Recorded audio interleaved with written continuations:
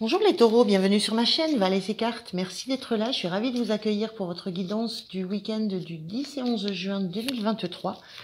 Donc guidance intuitive générale qui ne peut pas résonner avec chacun d'entre vous. Tous les messages ne peuvent pas vous être destinés uniquement à vous, donc gardez votre discernement, c'est important.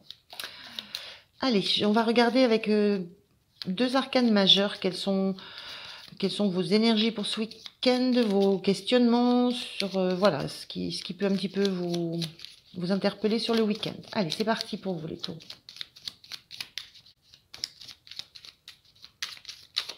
Merci. Alors, on a le battleur qui parle d'une énergie de début, l'envie de démarrer quelque chose, l'envie de faire des choix, de questionner sur les compétences qu'on a, sur ses capacités. Et vous avez en énergie qui serait plutôt une énergie intérieure, la carte de l'amoureux, donc l'arcane numéro 6, qui se questionne sur ce qui plaît, sur les relations dans lesquelles on se trouve en ce moment, sur les choix qu'on doit effectuer dans ces relations, sur la vie émotionnelle, comment elle se passe. Et il y a peut-être cette notion on est beaucoup dans le relationnel, dans la vie émotionnelle, il y a peut-être des questionnements intérieurs sur un nouveau départ, sur quelque chose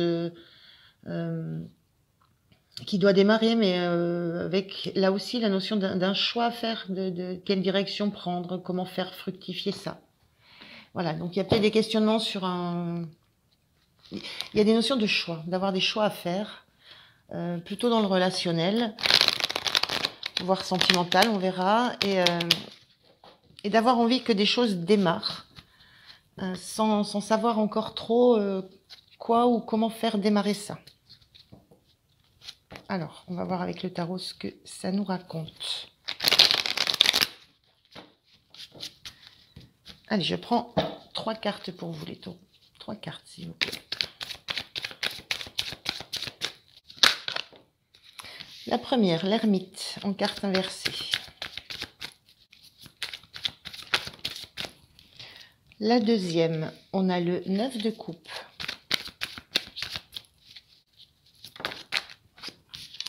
Et la troisième, on a ce 6 de coupe en énergie un petit peu différente, en carte inversée.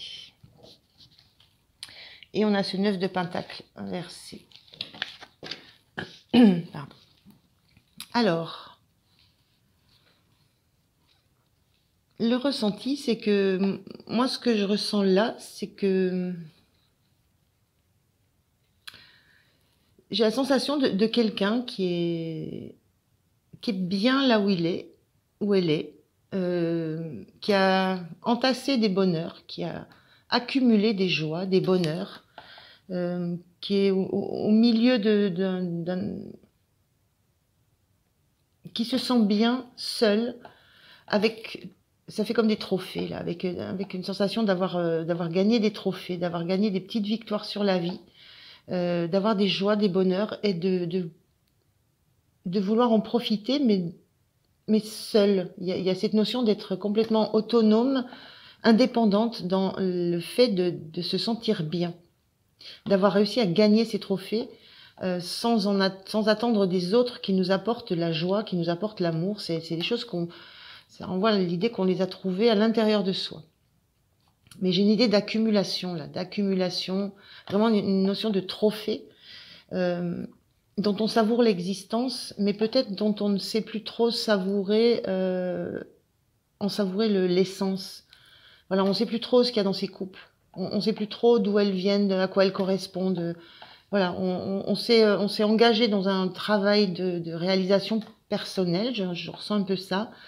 On se sent bien, on se sent complètement indépendante émotionnellement. Mais c'est comme la sensation qui manque quelque chose. Sensation qu'on a beaucoup travaillé pour ça. Il y a eu un gros travail, il y a eu un gros éclairage du passé, d'événements passés, de choses passées, un gros travail sur soi, sur ce qu'on a vécu, sur nos expériences. C'est quelque chose qui est terminé, on se sent bien. Et en même temps, on a envie d'un cadeau de la vie. On a envie de se faire un autre cadeau. On a envie de quelque chose qui va qui va nous rendre, avec les yeux de ce petit garçon-là, qui va nous rendre de nouveau rêveurs, joyeux, qui nous remettent des étoiles dans les yeux. Donc il y a vraiment l'envie d'un renouveau émotionnel.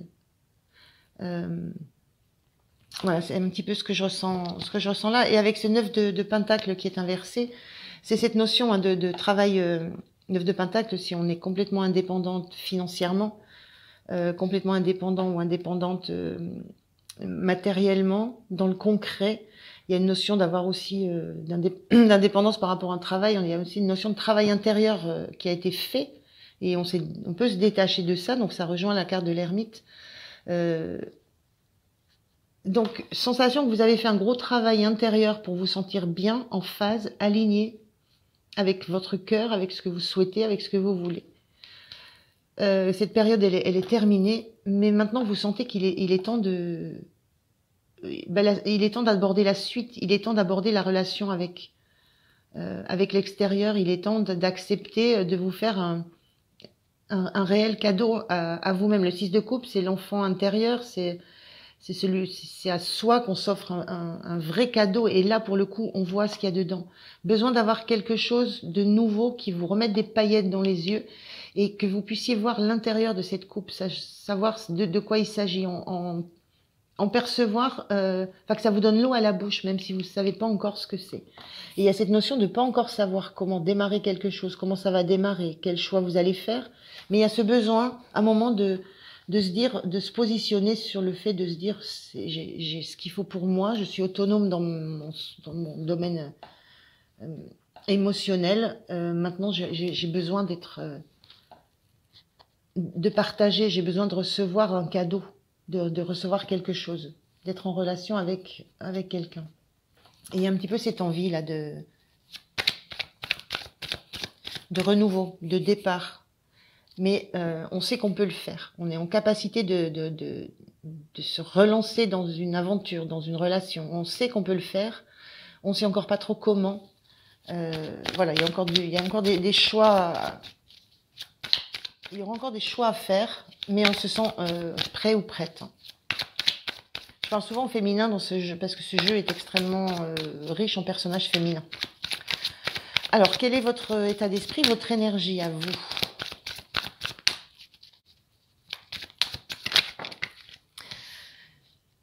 Le 8 d'épée, il y a encore des fausses peurs, des fausses croyances. Il y a peut-être encore quand on parle de choix, d'indécision, de pas savoir quoi mettre en avant chez soi, puisqu'on a le battleur, il a tout dans les mains, mais à un moment donné, il faut se saisir d'un outil, donc lequel choisir, quelle compétence utiliser, quel matériau, etc. Et il y a encore peut-être des doutes par rapport à ça. C'est quoi mettre en avant? Qu'est-ce que vous avez envie de mettre en avant? Qu'est-ce que vous avez envie de montrer d'abord de vous? Qu'est-ce que vous avez envie de tester d'abord? Quelle relation, quel type de relation vous avez envie d'engager? Et il y a encore cette sensation de fausses peurs, de fausses croyances. Dans cette carte-là, on est entouré d'épées. On est persuadé qu'on est attaché, on peut pas sortir de là où on est. Voilà, il y a une notion du fait qu'on n'est pas enfermé. C'est une fausse croyance de vous croire en fait enfermé dans quelque chose que vous avez construit, élaboré, que vous avez gagné étape par étape, cette assise émotionnelle, cette confiance émotionnelle. Et il y a quelque chose de déstabilisant dans le fait d'envisager de la mettre en péril, en vous autorisant une nouvelle façon, une nouvelle relation, une nouvelle façon de voir les relations. Et il y a des doutes, les doutes reviennent, les fausses peurs reviennent. Le 7 d'épée, c'est pareil, on a la sensation de pas être tranquille, on surveille ses arrières, on regarde toujours, on a toujours l'impression qu'on n'est pas en sécurité. Il y a une sensation de pas tellement se sentir sereine à l'idée de sortir de la grotte, en fait. L'ermite, là, il était inversé, c'est on sort de sa grotte, on affronte de nouveau le monde, on affronte les autres. On ne sait pas comment, mais on sait qu'on est équipé pour le faire. Mais il y a ces doutes qui reviennent, ces peurs qui peuvent revenir de façon un peu sporadique comme ça. Et qui peuvent vous renvoyer à peut-être l'envie d'aller vous réfugier de nouveau sur votre banc, de vous rendre un peu inaccessible à l'autre. Malgré cette envie que vous avez de recevoir un cadeau, de recevoir un nouveau bonheur. Donc voilà, il y a peut-être cette énergie qui revient d'inquiétude, de doute. Mais avec ces yeux bandés, cette corde qu'on peut facilement couper avec les épées, il y a cette notion que c'est uniquement votre mental. Vous êtes émotionnellement, relationnellement, enfin dans le cœur, vous êtes stable, vous avez travaillé pour ça, il y a une stabilité. C'est le mental qui reprend un petit peu, qui essaye de reprendre le dessus par moment. Alors, qu'est-ce qui pourrait vous soutenir contre ce mental un petit peu joueur? Il y en a deux.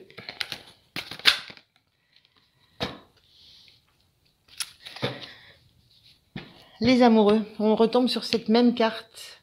Alors c'est peut-être d'écouter votre cœur, de faire le choix avec le cœur. Et on a le 4 de Pentacles. Ce qui pourrait être soutenant, c'est de savoir que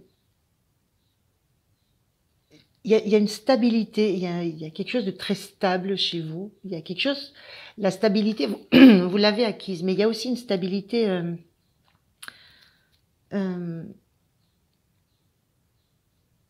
je dirais dans le concret, mais il y a une stabilité qui est réelle. Vous êtes réellement ancré, vous êtes réellement assise et vous avez des valeurs qui vous soutiennent. Le point de soutien là, ça serait d'accepter que, en fait, ce qu'il faut juste savoir, c'est que ce choix que vous allez devoir faire, un choix relationnel, hein, un choix du cœur que vous allez faire, ça ne va pas vous déstabiliser. Ça ne va pas remettre en question votre équilibre interne. Ça ne va pas remettre en cause ce que vous avez réussi à acquérir de plus cher au fond de vous, vos valeurs, ce à quoi vous tenez, ce qui importe pour vous, en termes émotionnels, je pense. Donc il y a de nouveau cette carte de choix où il faut se questionner sur réellement ce qui nous plaît. Et ça, c'est votre point de soutien d'être à la fois ce questionnement, il est à la fois interne et il ressort ici, c'est ce qui va vous guider. C'est ce moment où vous saurez que quel que soit le choix que vous faites, ça ne va pas vous déstabiliser. Vous êtes suffisamment stable, installé, connecté et à la fois ancré. Et à la fois, les valeurs, ce à quoi vous tenez, c'est très très fort, vous les tenez très très fort contre vous, c'est très ancré en vous. Et ça ne va pas vous déstabiliser, quelle que soit l'option que vous choisissiez, quelle que soit la façon de démarrer une relation que vous choisissez, quel que soit ce que vous mettez en place. C'est pas le choix qui va déstabiliser qui vous êtes devenu et la stabilité que vous avez acquise. Donc ça, c'est important. Quel est le point de vigilance pour vous? Non, j'en ai trop. Quel est le point de vigilance? La voilà. Le point de vigilance, c'est cet as d'épée, c'est ne pas laisser votre mental vous projeter dans des visions qui ne vous amèneraient à rien. L'as d'épée, c'est une nouvelle idée, une nouvelle façon de voir les choses. Il y a cette notion de ne pas vous laisser manipuler par l'idée que vous auriez de ce que doit être une relation, de comment elle doit démarrer, de comment vous devez choisir. Il y a vraiment cette idée de ne pas laisser le mental prendre le dessus dès le début. Laissez-vous guider par le cœur, par tout ce que vous avez réussi à consolider chez vous. Laissez-vous guider par cet enfant intérieur qui ne demande rien d'autre que de ressentir. Mais n'entrez pas dans dans un process de réflexion, d'analyse, de pensée, de jugement. Et le 4 de bâton, là, vient en point de vigilance. Ne craignez pas d'être déstabilisé. C'est la même chose, c'est un peu la même chose qu'on avait sur le dos de deck avec les amants. On avait ce 4 de denier, là on a un 4 de bâton, donc quelque chose qui est établi, qui est construit, qui est stable. Ne craignez pas de déstabiliser quelque chose qui est déjà bien ancré chez vous, qui est déjà bien installé. Ne laissez pas ne vous laissez pas submerger par des débuts de raisonnement, des débuts de mentalisation, alors que l'ancrage, la stabilité, elle est établie. Donc, c'est vraiment le mental. On est vraiment dans... soyez vigilante sur comment votre mental, comment vos pensées vont s'orienter.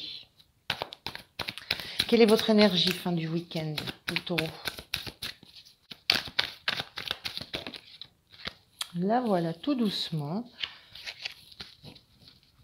Le 2 de Pentacle inversé. Donc, ça montre que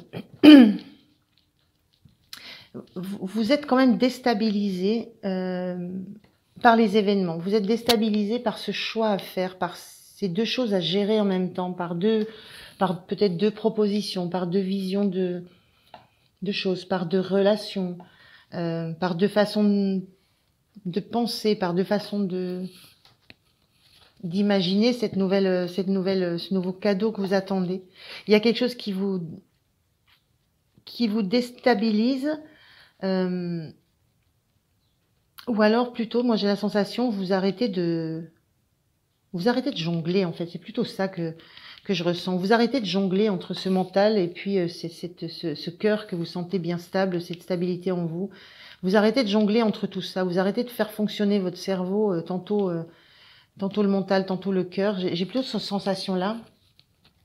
Là, on jongle avec deux deniers. Moi, j'ai la sensation que là, vous arrêtez de jongler, quoi. Vous arrêtez, vous prenez une décision, vous faites un choix, vous décidez que vous êtes en capacité, que vous pouvez vivre des choses qui ne mettront pas en péril ce que vous avez construit à l'intérieur de vous et la stabilité que vous avez acquise. C'est ça que je ressens avec ce chariot inversé. Ce chariot, en général, il est en mouvement, le chariot. Il est à fond la caisse, il est déjà en route, voilà, il tient sa bécane là, il y a ce chariot qui était inversé.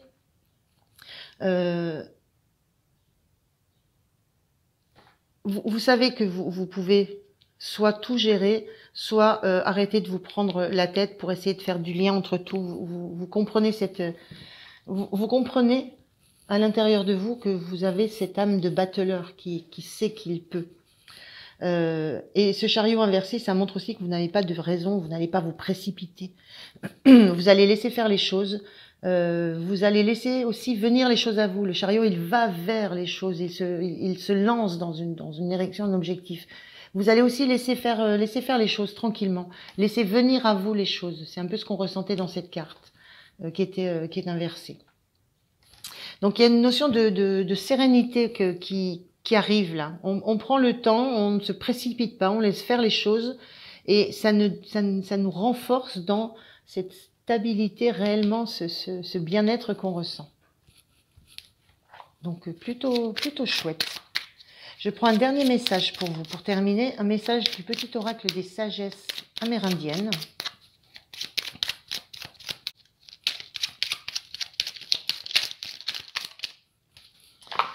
Alors, on a le vieil indien dit « La solitude est une muse, une alliée lucide qui offre le discernement. Elle te connaît plus que tu ne te connais toi-même et s'évertue à te dire qui tu es vraiment. Alors ne la rejette plus, accepte-la et tu ne seras plus jamais seul. » J'ai la sensation que vous avez beaucoup travaillé sur ça, hein, sur la solitude, sur le fait de vous connaître vous-même, de savoir qui vous êtes vraiment, ce à quoi vous tenez, les valeurs auxquelles vous tenez. Il y a beaucoup de ça dans ce jeu. Très joli message. Voilà les taureaux, je vous remercie de m'avoir écouté. Pensez à liker, à vous abonner. Moi, je vous souhaite un très très bon week-end. Je vous dis à très bientôt. Au revoir.